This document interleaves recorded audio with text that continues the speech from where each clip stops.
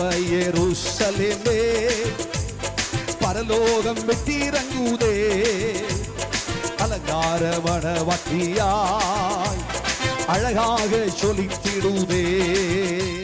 கொலையுண்ண போகிறவர்களாயிருக்கிற பலரையும் மரணத்திலிருந்து விடுவிக்க கூடுமானால் விடுவி. வேறு வழியில்லை விடுவிப்பதற்கு இயேசு மட்டும்தான். கைகளை தட்டி கொண்டு வாருங்கள். இந்த மனுஷனை இயேசுவண்டை கொண்டு வந்தார்கள். கொண்டு வர்றது மட்டுமல்ல, நானும் இயேசுவண்டை வர வேண்டும். கைகளை தட்டி 10 பேர். அதனால 35 வருஷமா 38 வருஷமா ஒருத்தர் பெதஸ்தா குளத்தண்டிகளை படுத்து கிடந்தான். அந்த மனுஷன் ஒரு வார்த்தை சொன்னா இயேசு, ஆண்டவரே, இந்த குளத்தை கலக்கிற நேரத்தில் யாரும் என்னை கொண்டு போய் விடுவதற்கு இல்லை. இப்படிப்பட்ட சோம்பேறிக்கெல்லாம் அவர் நன்றாய் செய்வதில்லை. கைகளை தட்டி சரிங்களா? ஆமென். ஏங்க சரி, 38 வருஷமாச்சு இல்லையா?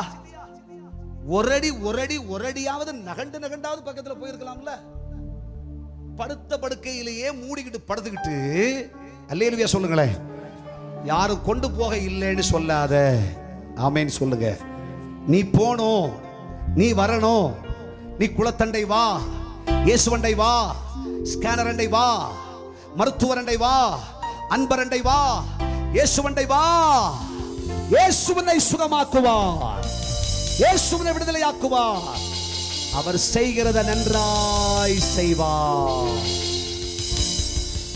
பரம எருசலேமே பரலோகம் விட்டிறங்குதே அலங்கார மணவாட்டியாய் அழகாக சொலித்திடுதே.